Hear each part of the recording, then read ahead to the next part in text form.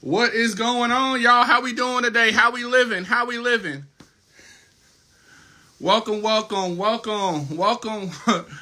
to Making the Case for Your Lawyer Dreams. I'm so excited about our show. I hope you guys are doing good today. We've been having an amazing lineup of guests, and fam, we got some amazing guests coming on tonight and also in the upcoming future. For you guys out there that are about to take the LSAT tomorrow, man, we sending prayers and positive vibes to your way. For you guys out there in that process of waiting and trying to figure out what to do next, hit me up and shoot me a DM. So as our room fills up, let us know where it is that you're viewing our session from. Of course, I'm holding it down over here in Missouri, where it's raining cats and dogs. But hey, we hear y'all, and I'm really excited. What's going on, Crystal? What's going on, Vic? What's going on, Cornell? What's going on, Ray Sunshine? Crystal, I'm going to check out your audio message as soon as our live is over. Okay, sis? I got you. And so as our room fills up, I want you guys to know where it is that you're viewing our session from. We got Maryland in the house. We know Crystal's holding it down over there in D.C. We know Vic is doing his dang thing down there in H-Town. And so, of course, one of the things I want to make sure and tell you guys is to be encouraged. One of the things that's happening right now is I want you to understand we got Texas Arcane in the house. What's good? Taking the LSAT tomorrow. Let's go, sis. Let's go. All right.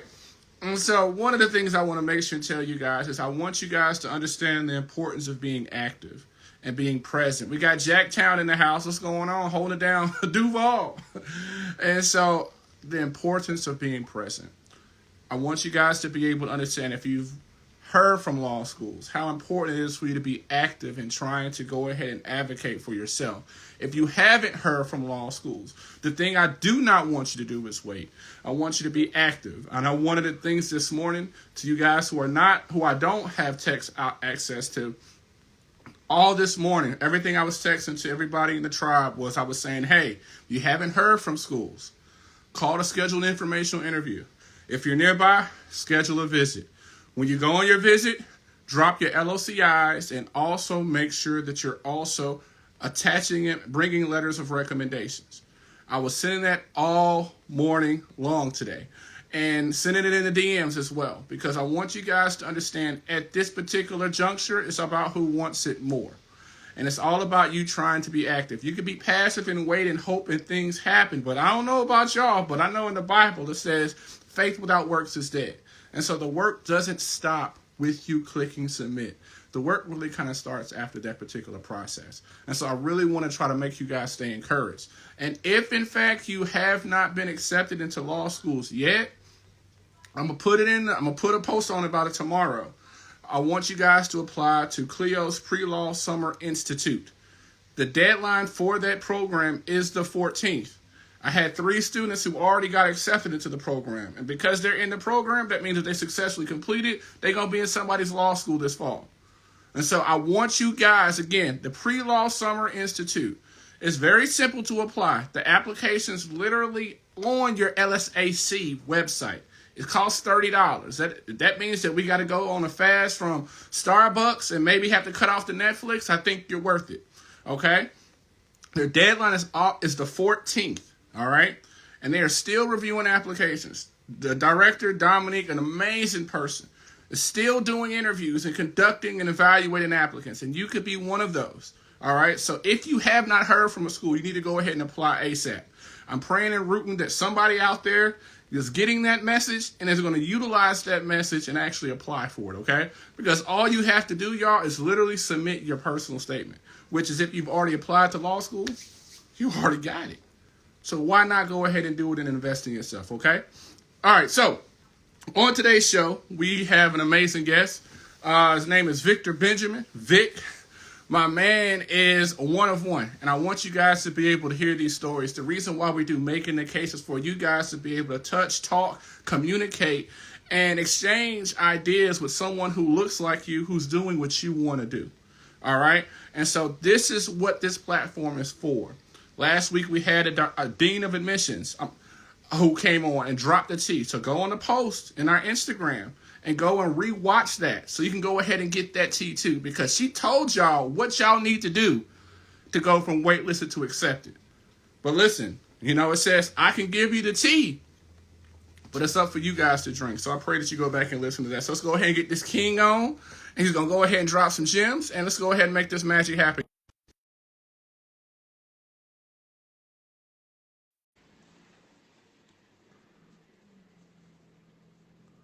Yes, yes. And what Brandon said is right. They traditionally recruit at these programs. What's going on, King? How we doing, fam? What's going on, people? Oh, nothing much, man. Nothing much. We got the line and the cut is fresh. It's good. That's good. Not as fresh as it was last week, but I'm trying to maintain it. But nevertheless, man, I'm so excited to have you here. I remember when you dropped the comment in the post, man, I got to holler at you. We get an opportunity to share the words and inspire other folks around. So, for those folks who do not know, I'll give you the floor so we can do that. So, who you are. Of course. So my name is Vic Benjamin. I'm a proud graduate of TSU Thurgood Marshall School of Law. I had quite a journey going through law school, so it's something that I would love to share with you guys. I know that there's a lot of people who have similar backgrounds as myself, so hopefully I can encourage and inspire someone to, not give up and also show them a new way, a new light on how to do things, because my whole law school process was so unorthodox that it's worth sharing. So, I think that the sound on your end is breaking up a little bit. I can't really hear as good. let me, because I'm actually on my 5G data, so let me try and see if I can connect. All right, cool. All right, so as he tries to connect with us, I want to put you guys on game. Listen, man, oftentimes in this journey, you have a choice. You could join something that may already be established, or you can create something that's your own. And my man Vic here, man, what he did is he went ahead with ordinary effort. Also find out about ways that you guys could be able to flip that and be able to apply those same concepts. Because one of the challenging questions that a lot of people ask all the time when they're applying to law school is, well, how can I stand out? What can I do to make myself different? And Vic really took an opportunity and really put his passion into something that not only led to him standing out, but also led to him getting recognized by the mayor of Houston for the work that he did at graduation. So these are steps to be able to take it out of yourself. Think you good, bro? Yeah, I hope. Can you guys hear me better now? It's still in the. They said thumbs up, so that's good. Okay. All right, so I gave him a little tease. So, fam, I mean, like, your story is amazing. So I want you first to tell where it began, because I mean, shit, fam, you one of one. So go ahead and let them know where your story started. Well, my story started in Atlanta during COVID. Prior to going to law school, I worked a corporate job. I worked for Hapag Lloyd, which is like one of the largest vessel shipping companies in the world. And when COVID hit, I got laid off, and I had a lot of time to think about life. And I hate me personally. I hated working in corporate America. I hated everything it stood for. I hated what I had to do to advance and go up.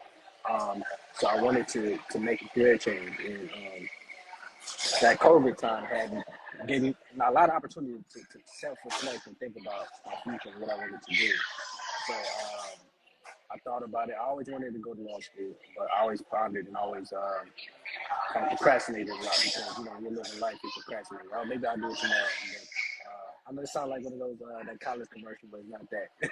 But I finally just summoned up the courage to apply for the LSAT. I applied for it. I took the LSAT Flex. I don't know if they still offer that now, but that was something they offered. They still do. Okay, so I think I was in inaugural class of doing that, because that's where it started. It originated from COVID, because everyone had to be quarantined. So I did that. I got accepted to Southern University. I went there for a year. While at Southern, I applied to a lot of scholarships, fellowships, stuff like that. I got selected for the Justice John Paul Stevens Fellowship. What that is they give you a certain amount of money to go and work in public interest. So as someone who wants to work in public interest, it was perfect for me. So I selected the Harris County District Attorney's Office. The reason why I selected that was I always wanted to go to Houston. I wanted to see what Houston was about. So I went there. I got selected there as well. I did my whole summer internship at the Harris County District Attorney's Office. Loved Houston so much, had a blast. Decided to transfer to the law school out here, which is TSU. So that was my journey there. While in law school, and how I'm going to get to the part of how I got recognized. So it's a build up. So bear with me. So I had applied to my school's legal clinic when they did like I know you guys have heard of the Innocence Project and stuff of that sort. So that's the legal clinic in my school is called Earl Carl Institute. And that's where that's what houses the Innocence Project and all the other forms of clinics. So I applied twice and got denied twice. I had competitive grades. I talked to everyone there, but for some reason they felt like I was a good fit for them. So being the person that I am, self-motivated, which is and a lot of these things I'm going to say, at least a lot of these attributes that I have, I would love you guys to also personify the same things too, because it's going to highlight, it's going to help, it's going to yield better results. So I was persistent. I decided to create my own clinic. So, Make your yeah, own table. What's I'm talking about? exactly. And that's one thing about the legal field is it's a figure it out type of profession. And if you don't have that self motivation to figure it out on your own, it's going to be very, very difficult for you. So the stuff that I did during the legal clinic was not something that was taught in law school. So I could find sources of information outside of law school. There's tons of on the internet. I mean, the internet does wonders. I mean, you have YouTube University, you have Google College. You know what I mean? Yeah. So I got to working on that, and I taught myself how to do expunction. And of course, I had some mentors who kind of like who shadowed me and taught me the way, and also were there doing the expungement clinic that I hosted. So opposite my school, there is a project home. And to give some context, that project home is where George Floyd grew up. Yes. So, I said, you know what? Not only am I going to start my own expansion clinic, I'm going to start it over there where people need it the most. Because I realized whenever we, literally right across the school is people who need our services. If you look at everyone's mission statement, they're going to say, oh, I want to help the community. But they go to community right there. So I set up shop. I talked to the office manager. I told her what I wanted to do. She blessed off on it. One of the attorneys who mentored me, his name is Patrick Ngolo.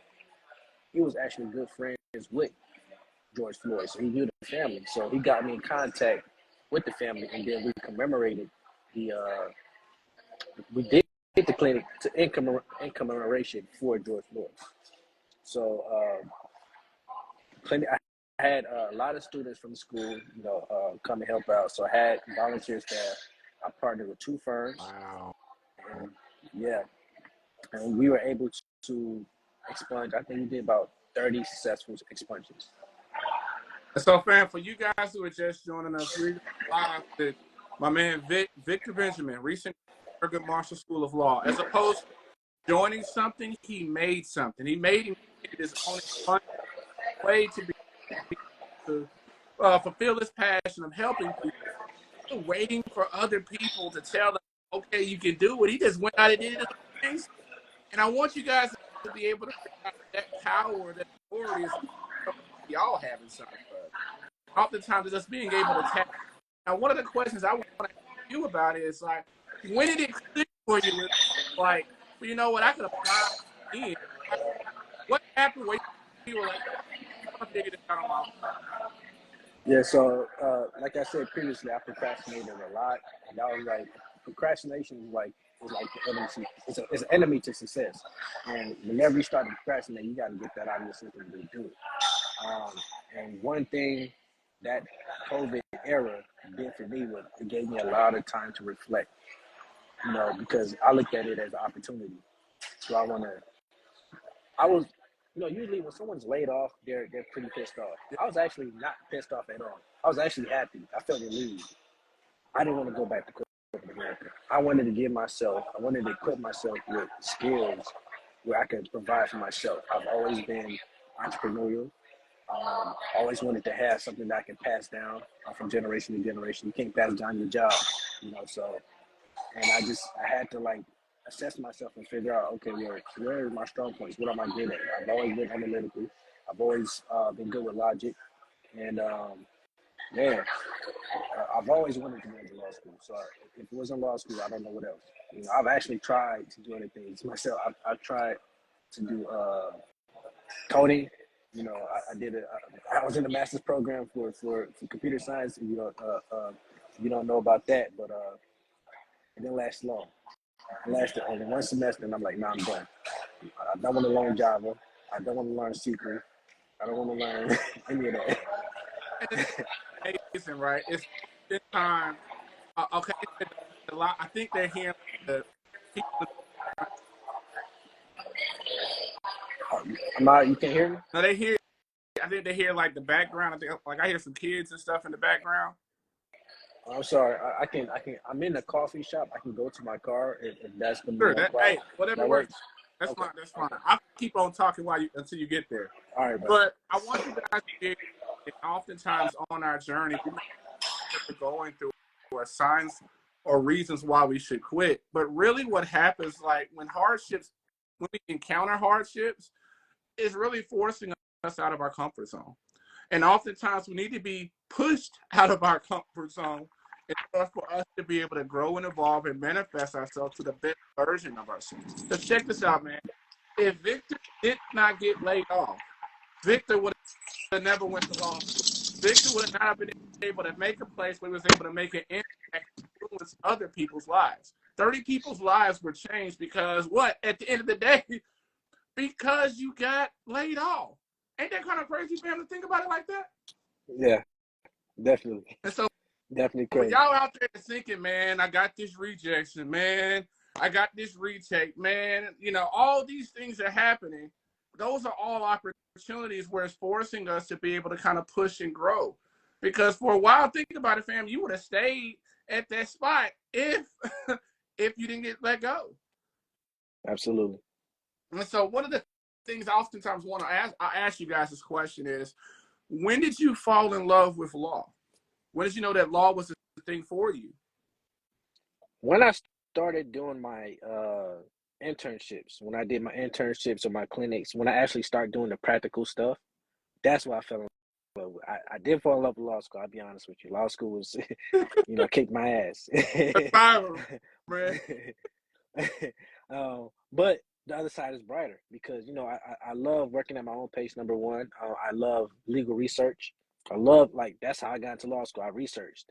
That's how I did my clinic. I did research, and I, I I'm very very do it yourself type of person. I'm self motivated. So you know if you don't give me the info, I'm gonna go find it.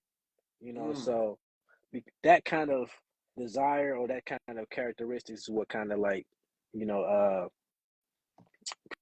propelled my propelled my interest. you know So continue with your story. You said about doing research. I think a lot of times, because the U.S. News just released their rankings, and I think oftentimes people don't really know how to find schools. What was your research process like? Because I had to tell people, man, you can't look at rankings. You got to go towards feel and vibe. Because if you go for a ranking and you go there and it ain't the best fit for you, man, you just gonna be owing a lot of money and you're not gonna be happy. And if you're not happy, you ain't gonna do your best. Absolutely. So my thing is this, right? The only reason why a ranking should matter for you is, let's say you want to do big law, which is something that I never really cared about to begin with. I went for one big law interview and I wasn't even serious doing that. I interviewed for scatting. You know, but my my my thing is this: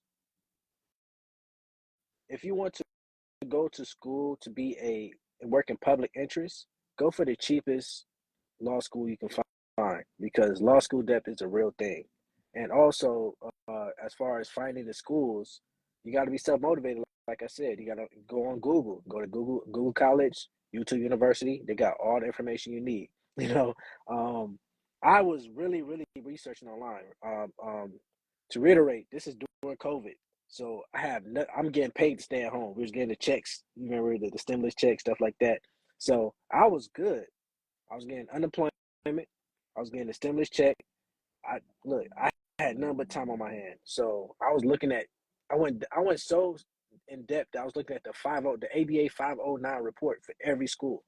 That's how I was confident. That's how I gained my confidence that I'm going to get into some school. I'm going to get into the certain school that I wanted to get into. So if you look at the ABA 509 report, it's something that every ABA school should have, like it's required by law. Um, they publish everything from the scores, that the average scores for students, the amount of students they accepted, um, the 25 percentile, the 50 percentile, the 75 percentile. All that information is on ABA 509. Who transferred in, who transferred out, the real tuition prices. Like they have to put everything on that report. So I don't You're right. go. Yeah, I don't have to look at any other external sources because sometimes that stuff be off. But the 509 is what they actually report to the accrediting body. So everything's accurate. So that's how I kind of like knew my place. And I'm not gonna, you know, shoot for Harvard and if I don't have the Harvard score. So I went for, where I knew I was gonna fit in perfectly. And to add to that, for while you're at Google University, all you got to do is literally type in the school. Let's say you type in Texas A&M law, and then type in ABA 509 form, and the link will pop up there. So that way, it's a very easy search for you. Oftentimes, because when you talk to law school, sometimes they're not really going to give you a straight answer. They're going to tell you that they look at applications holistically, which is true, but you're really looking to find out, hey, am I just throwing money away if I apply here, or do I have a chance? And Vic, I know one of the things I did to go a step further is after going to that 509 form, I went ahead and made a call. I said, hey, in the past 2 app cycles, have you accepted somebody with my fill in the blank score, my fill in the blank GPA, or my fill in the blank circumstance? Schools that said yes, you know what? They got promoted. They got my money. If they said no, I was like, whew, that was a close one. I was able to save that $45 service fee and that app fee to go towards somewhere else. And so it's all about moving with intention. And so I really want to get into, so after you created your, I guess you kind of created your own clinic, what was some of the next steps and how did that end up growing and evolving to where it is now? That's a great question because I was gonna answer that question even without you asking, because what really baffled me or what surprised me in a good way and motivated me even more was when I seen one of my peers put my clinic on their resume, something that I created. Oh. That was like, to me, that I think that topped everything for me. Like, wow, I built something I built something good enough for someone to put on their resume. That motivated me and pushed me even harder. So, just doing stuff like that, just I guess, man, it puts that battery in your back. I mean, it's something because as soon as I typed in your name and went to Google University and typed in your name and boop, boop, boop, boop, boop, boop, I was like, man, this really doing it big over here. Yeah, man. Yeah. So you definitely have to, like, if I could throw some advice out there, you definitely have to be self motivated. You gotta put your legwork in, especially if you have the mindset like I have. Like, I want to create a legacy for myself. I want to build a name for myself. So I'm doing things actively. I'm going out in the community. I'm volunteering for things. I'm joining different boards and organizations. Even when I was in law school, I was the regional director for the Southwest Black Law Students Association. So I was on the board. I was very, very active in law school. It was very hard for me, but I made it happen. The reason why is because I was building something, building that platform, building a network, building whatever you see yourself building for yourself. It starts in law school. You don't just go to school just to go and then you come out, because there's a lot of law students. There's a lot of law students like that. Yeah. They go to law school. They don't do any internships. They just focus on their class, do the bare minimum, and come out. And they don't have the essential skills that you need. You got to understand, even even when you pass the bar and you answer you answer the name attorney, people are going to have a certain expectation for you. You know, law school don't teach you how to file a petition. They don't No, teach they you what don't. happens after the whole process of serving processes and all of that. They don't teach you that. But if someone answers attorney, you expect them to know that. And where do you learn that? You learn that from your internships, your externships, the clinics, the stuff that you do outside of law school.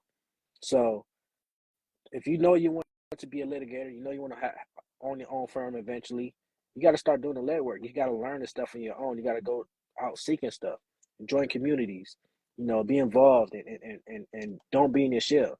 A lot of people who were introverts in law school, a lot of my peers, by the time they graduated, they can speak to people. They can make public speak. They're better at public speaking. They're better at Mm-hmm. approaching people and networking because that's what you need to do to survive in the legal field. And I mean, and that's the like research freak said, great info. The thing about it is, man, like law schools, and just taking a step back, going back even towards the application process. Law schools are looking for people who are going to make impacts on their community because guess what? That makes them look good. Literally, when a law student goes to law school, graduates, and makes impacts on their community, that's a recruiting tool for the law school. And so, what law schools are doing when they're evaluating applicants, they're trying to figure out, is this somebody that's just going to fill a seat? Or is this somebody that's going to be making a difference? And literally, your first year of law school, if they accept you, they are literally trying to push you out of your shell with your first year oral arguments. Oh, you quiet? Oh, well, we're going to get that up out you real quick. Because then after that, it's about helping you begin to become an advocate. Of course, you do the book stuff, but literally it's to be able to kind of push you because law schools, they're in the business of trying to recruit. And literally, lawyers and attorneys are the biggest recruiting tools ever. That's why you don't see any commercials about law school, do you? Nope.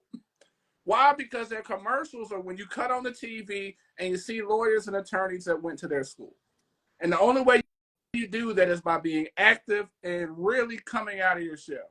And my man definitely gave you guys the blueprint on how to make it happen because literally everything that you did, bro, most of it you didn't have to pay for.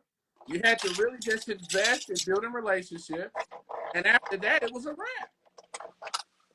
And so one of Absolutely. the things that I also want to ask you, Vic, is because I know a lot of times people, and it's the real, we get kind of nervous. Oh my God, that's an attorney. Oh my God, that's a law firm.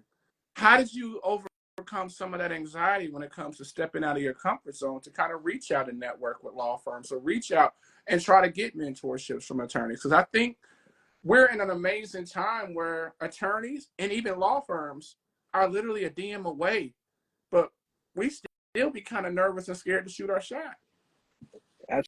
Absolutely. So for me, it was a lot easier than it would be maybe for the average person because of my background.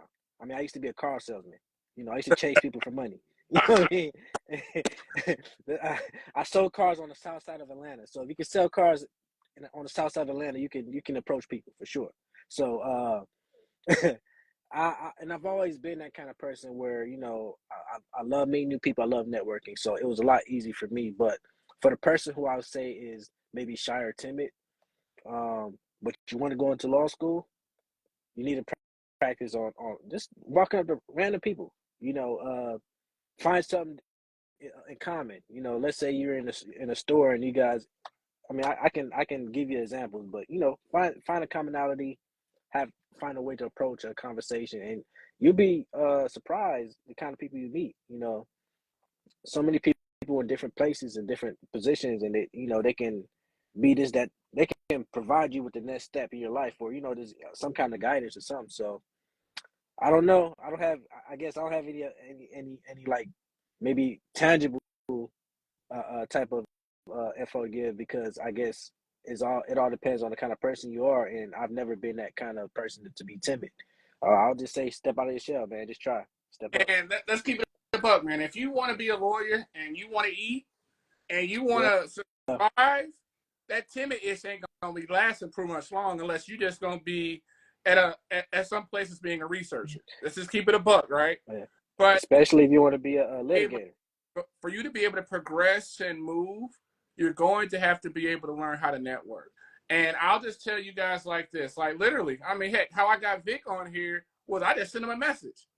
And the thing about it is being able to understand is that the only way that you grow is by taking a risk on yourself. And at the end of the day, you know, all I need is one yes. Just like with law school acceptances, all I need is one yes. Like, for example, we got Harvard DWA on our live right now. So this is what I mean. It's opportunities for you guys to be able to realize, okay, so that's the IG. I can go ahead and holler at them, say, hey, you know, I'm interested in law school. Please provide me some information. Let me know about your programming. And these are wonderful tools that we could be able to utilize very easily. We send DMs all the time. We can send emails all the time. And I'll assure you this, and you can tell me this. I mean, it may have happened in Atlanta a couple times, but I've never met a situation where I've networked and someone said, "Get the hell out of my face, MNF! How dare you? I would never help you. No, burn in hell." I've never heard anybody ever say that. If anything, they'll just say, "Okay, I wish you luck." I mean, what? I mean, there's no bad that can come of it other than you being able to learn how to refine your skills and be able to build your network. And so, how quickly did you go about building your network with law firms and lawyers and also people in your law school? Because I think one thing that's also wonderful is when you're able to create something like you did with that organization that you create with the expungement clinic, and then have people that be like, "Yo, bro, I want to help out. I want to get involved." Like, so how did that process go? And how did that end up coming about? Man, I was so in my feelings about my school because, of course, I wanted to be a part of the Earl Carr Institute. So I was so butthurt about that. At first, I didn't even want to get my school involved. I didn't want to reach out to anyone because I'm like, I was just so hurt about it. Um, I had a friend that talked me out of it and said, hey, uh, it's our school, get them involved, have them bless off on it and everything. And, I just, yielded to that side of, that point of view. So I got the school involved. I started reaching out to like different organizations and, man, they all were like elated, like, hey man, I wanted to learn how to do this. Cause again, like I said before, law school doesn't teach you those tangible skills. You got to learn that on the field, so it was it was tons of students who wanted to learn that, and not everybody can get into the Earl Carr Institute, so this was like the only alternative way for them to learn was through me. So I created that channel for my fellow my peers to learn how to expunge records and seal records and how to just kind of go through that whole process, you know. So that for me, I feel like that doing something like that or having that kind of like go getter attitude is what you need in law school. And oftentimes, like on this journey, people, I say, one of the things I say is we create some barriers that don't even really exist. Like one of the barriers people say, well, I don't have any experience in law. Or, you know what, man, where I'm currently at in my career, I don't think I'll be a good law school candidate. And one of the things I think that was kind of amazing that even what you shared right now, I mean, my man, you went from selling cars to uh, working in corporate America to going to law school. I mean, so I hope you guys are able to hear out there that one of the things that kind of law schools are really attracted to or really drawn to is people that come from different walks of life. That life experience, that survival mode. I tell people, man, if you are an entrepreneur, oh, you got the hustle and the grind to become a lawyer because guess what? Most lawyers have to be entrepreneurs anyway, right? And so oftentimes our life experience is actually something that's so much more valuable than we actually realize. And so one of the things I'll ask you is, how has your life experience, how did that help prepare you for law school? As opposed so people could see how important that is, because when you're working as a car salesman in ATL, oh boy, man, it's sink or swim every day. You got to be able to have a short memory. Hey, I get that one. Hey, she cursed me out. I'm gonna get that one though. Yeah, sure. No, and you're hitting it right on the head because like it really stems from life experiences. It does. A lot of these skills that I've brought with me came from my life experience prior to going to law school, like being a car salesman. I was also in the military. I was a military officer, so I had command of a company at one point. So that company is about 200 soldiers. So you know, being able to stand in a formation of 200 people and give them command, it takes a lot of guts. It takes a lot of uh, um, extrovertedness to do it. So I had to hone down on those skills prior to getting to law school. So one of the reasons why law school was attractive to me was because I figured out early that I had the skills that was required to be successful in law school. Y'all see that?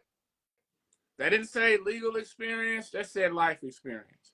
And the thing at the end of the day is law schools, and also with when you go in after you graduate, people want to know that you're a person who's a hard worker, you have good character, and you don't make excuses. Because let's keep it a buck, man. Several times on your journey, man, there was plenty of routes where you could have made excuses. And so I want to ask you, what was the toughest challenge that you encountered on your journey to becoming a lawyer? And what did you overcome it? Um, I won't. I'll say the toughest. I wanted to say the second toughest, but I guess I'll be slightly vulnerable around y'all. So the toughest journey in law school was actually my final year. Not because my final year typically is toughest. No, it's usually the easiest because you're taking fewer classes. It's easier elective classes. So it's typically like a woosah or calming down, cooling down moment in law school. But for me, it was the opposite. My father passed away, and I was dealing with just the logistics of having him buried, and this whole lot of stuff within the family. So that kind of like took a big toll on me. It took a toll on my grades. It took a toll on a lot of stuff. Um, even man, I was so mentally out of it. I didn't even take the bar. I paid for the bar in July of last year. Didn't even take it. They didn't give me a refund, so that was like over $1,000 down the drain. you know, so I had to wait till like I was mentally there to be able to sit for the bar. But yeah, it was just personal stuff. So I'll say this: when you're in law school, you're gonna feel like life is passing you by because your whole life is gonna be dedicated to just law school. I mean, you're gonna have friends getting married, you're gonna have friends doing this, family doing that. This person passed away. This person you're gonna miss out on all of that because the ABA is very strict. Um, they only give you a certain amount of days, a certain amount of absences. Um, you don't have the luxury of you know, there's no way around it. It's not like undergrad. Like when I was an undergrad, there was some classes that only showed up twice the whole semester. Yeah. you know, the orientation and then the final exam, and still got an A or B. You can't do that in law school. You have to actually be in attendance, and then law school teaches with the Socratic method, meaning they're gonna call on you. So if you look like if you're the person who like to sit in the back and you look like you're the sleepy type and you're not engaged like that, they're gonna sniff that. They're gonna sniff out the shy people, and they're gonna be the first people getting called. I promise you Right. that. you know, Right. there's three people, and you know this, So there's three type of people in law school. You got the gunners. Those are the people who want to be seen. They want to let everyone know they know the subject matter. And those are the people who are going to get humbled when the grades come out, most likely. You got the gunners. You got the quiet people, quiet folks, the shy folks, timid. You want to sit in the back and this coastal class, you know, and you got the whatever folk, So you know where you fit in, but just know that the lecturer or the professor knows everyone, right? He knows the person who's the gunner. He knows the person who's going to be the shy person, and he's gonna make sure everyone gets their fair share. you know, for sure. Ain't no hiding in No, law school, fam. ain't no Ain't hiding. nope. You gon' get called on. And that's just how, even if you do try to move your seat. Yeah. And so I think the thing that's amazing is just like, I think, one of the challenges you talked about is just like finding that balance. And oftentimes mental health and self-care and burnout become things that you have to become aware of. And you Yeah. realize that, hold on, I really can't take the bar right now. And we have to become more self-aware of when we need to be able to take, I guess, of our mental health. And so I wonder for you, because it's a lot. Like you say, law school is a lot. And you are never going. I tell people, man, when you go to law school, you ain't gonna find love in law school because you are not going to be the best version of yourself for the next 3 years. You are going to be a mess. But in that process, you learn about yourself. Those limits that you thought you had, nah, you can push those limits a little further. You thought you were tired. Oh no, you're not really tired. You're just uncomfortable. But what are some of the things that you did for yourself to kind of be able to make sure and maintain that balance? Because we got to have some outlets. What you to try to avoid burnout? Sure. So I went to HBCU. I know some people ask what school I went to, so I'm gonna say say right now for those who don't know, I went to Texas Southern University, Thurgood Marshall School of Law. And if you H-Town. know, yes sir, H Town. And you know anything about HBCUs, we know how to have fun. So with that being said, we had my classmates, my peers. So just like undergrad, you had the SGA and they plan stuff and stuff like that. So in law school, it's called the SBA, so Student Bar Association. So they create different events. We have a Awareness Day. We have and because I went to HBCU, we got a little bit extra, extracurricular stuff. Like we'll have a section of the club. You know, I know a lot of clubs in Houston. They're tired of reserving sections for us and having us rent it out. So we had a lot of that going on. We had events at the school, cookouts, what have you. But yeah. So law school is not just gonna be. Oh, I don't want y'all to feel like it's gonna be a whole depression. No, you're gonna have your weekends sometimes. You're gonna have fun in between. You're gonna meet lifelong friends.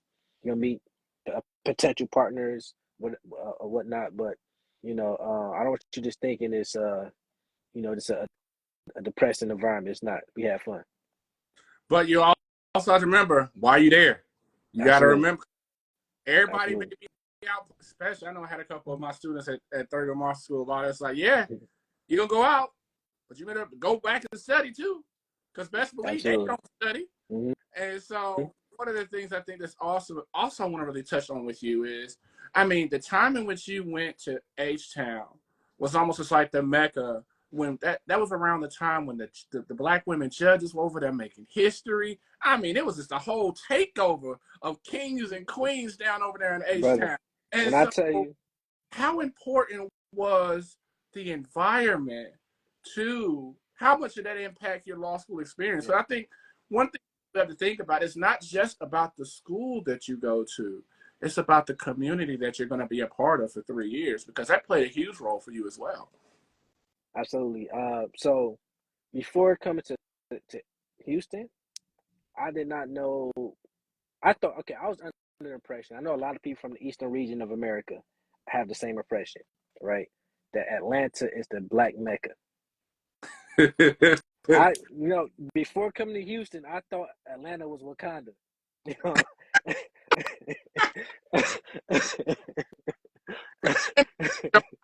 and that is far from true.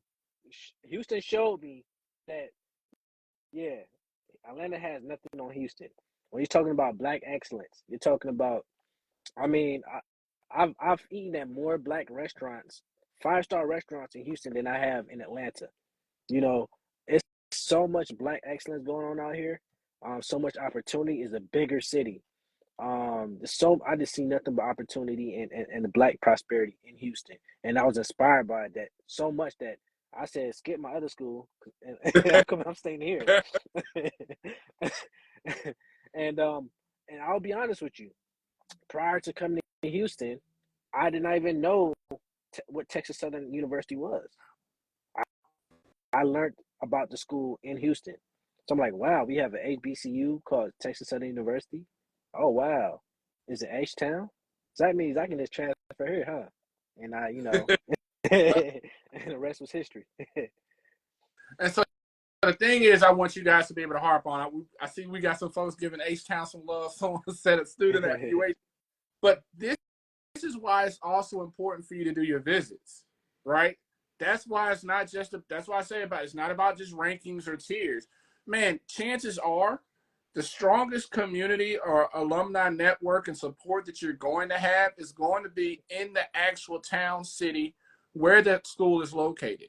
And so one of the things that you want to look into when you're exploring schools is, hey, what they do around here? What's going on in the community? Because I mean, don't get me wrong, like he said, you're going to be involved. And the way that you're able to first place that you're going to build your lawyer network at, in most instances, is going to be where you go to law school. And so, and that could be so. I mean, H-Town is one of one. You know, DC is a little close, but it's a lot of expensive. That's the problem with DC. It's too dang expensive. But I'll tell people, you want to be, if you're going to Washburn in Kansas, if you're going to LA, going to Southwest in LA, you're going to Southern in Louisiana, in Baton Rouge, you want to go and see and visit, because literally, bro, like, everything changed for you when you went to go visit down there. Absolutely. Absolutely. And sometimes you have to do that. You have to step out of your environment. So if you're from Kentucky, go to Atlanta. If you're from North Carolina, go see, what another city looks like. You have to step out of your environment because the grass may be greener on the other side. And, that was the case for me. And the thing that's beautiful about it is we're now in a space where literally, if you want to know about a law school, if you want to know about a city, most cities actually have black bar associations, have a Hispanic bar associations that you can be able to connect with, where literally there's a hub of lawyers who look like you doing what you want to do and attending those events, and are oftentimes something that's free of charge. I remember when I first went to law school in Louisiana. Boy, talk about the Black Bar Association down in New Orleans. Boy, I was fed and I had a great time and a lot of networking opportunities. And so one of the challenges I have for all of you guys out there that's on the live right now, and this is the thing, we give you guys a tea, but it's up for you to drink it. And I pray you drink it and change your life. I want you guys at the end of this live or during this live, go and type in the city where you live in or where you go to school at or where you want to go to law school at. Type in the Black Bar Association, then put in the city where you live. You are going to find a bar association, and you're going to go a website. Found one in Seattle. Bro, I found one in Delaware. I found one in Rhode Island. And these where they have events, bro, where you're able to go free 99. One of my students in Seattle, she did the same thing I'm asking all you guys to do. And before you know it, she's over here having freaking dinner with the president of Black Bar Association in Seattle, giving her tips about law schools, writing her a letter of recommendation. So, man, we are now in a space where the opportunities are there, but you just got to be able to stand up business and capitalize on them, because if you don't do it, somebody else will. Absolutely. Like the legal field, law school is the Hunger Games. The hungriest person, the person with the most amount of motivation and go getter mentality wins. Even with if you can get into law school, you're smart enough to pass. It's all about how much effort you put into it. So just put a lot of effort into it. Even with LSAT. So when I took the LSAT, I didn't pay for a tutor. I didn't have the money for it. I didn't pay for a tutor. I didn't purchase any expensive LSAT package. Like I said before, I'm very unorthodox. So what I did was against what the norm or what everybody else does. I taught myself. It was self-taught. I went on udemy.com. I don't know if that website still exists, where they have like separate like vendors of, Yeah. I pay for some. Yeah. Yeah, so I paid for some course on there. It was like maybe $5.99 or something like that. So I spent less than 12. I spent less than $20 for my whole LSAT prep. Everything was self-taught. So it's all about your motivation. If you're motivated, you're gonna find the information is out there. So if you're motivated, you're gonna find a way. You're gonna find a means to prepare yourself. You're gonna find a means to get the information you want to. So literally, the ball's in your court. Everything's in your hands. You are the author of your story. So, you know, You do what just you dropped, got to do. you just dropped the bar, bro. You are the author of your own story. You got a choice. Make a way or make an excuse. Both hurt. Both really do hurt. But only one's going to get you the reward of what you want. And so one of the things I always like to end off with doing is I always give you guys the last word to give an encouraging word. Because bro, during this journey, man, I wish there were a lot of ups, but man, there are a whole lot more downs than there are ups. And oftentimes, we got people taking the LSAT tomorrow on Thursday. We got people that got rejected. We had a sister this test, she just got rejected. And I want to give you the floor to give them an encouraging word, to give them a reason why they shouldn't give up. Well, I mean, you're smart enough. You made it this far. We need you only, especially if you're a minority, especially African American. It's only 5% of us out there, so we need you in the legal field. I know that you guys want to do great things. Um, Again, just put your mindset into it, and don't give up, man. Don't give up. And you're good enough. Don't ever question yourself. Don't ever question your worth. Don't ever question if you're good enough, or if this the profession for you. The fact that you're able to get this far to seek information shows that you have that motivation. Just keep that fire burning, and apply more pressure. I love it, man. And listen, man, at the end of the day, we got Google University at our fingertips, and a grad school, YouTube grad. And the thing about it is utilize the resources that you have. Now, listen, fam, you guys would, of course, follow me on Becoming JD. And also, of course, we have a new member that's a part of our tribe that's here to help and encourage you along the way. My man laid the blueprint, man. Don't just go sit at somebody's table. Go build your own. I want to go back Absolutely. and encourage you guys. Good luck on the LSAT tomorrow. And continue to fight for your lawyer dreams. We're praying for you. We're rooting for you. And you are not alone. Peace and blessings. Take care, y'all. And thank you so much, Vic. All right, thank you for having me, man.